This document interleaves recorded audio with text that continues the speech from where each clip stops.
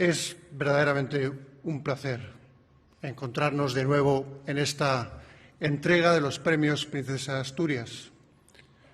Desde luego es una gran alegría poder hacerlo recuperando la normalidad.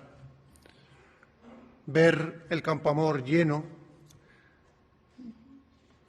ver el desarrollo de las actividades plenas de nuestra Semana de los Premios, después de haber celebrado las dos últimas ediciones, lógicamente con las limitaciones derivadas de la pandemia, nos reconforta y nos anima. Esta ceremonia recobra toda su plenitud, como sin duda merece, como también merecen, por supuesto, nuestros galardonados.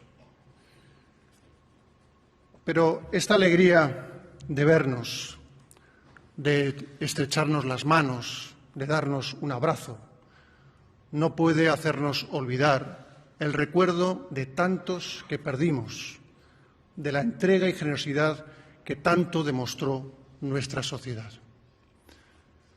Una ocasión como esta nos regala cada año la oportunidad, la magnífica oportunidad de seguir conociendo historias de esfuerzo, de excelencia, de esperanza, de ilusión, a través de la obra y trayectorias de quienes realmente iluminan estos premios.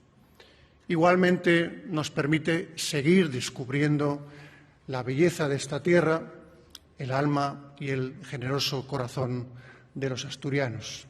Por ello, agradecemos vuestro afecto, vuestro recibimiento y vuestra hospitalidad.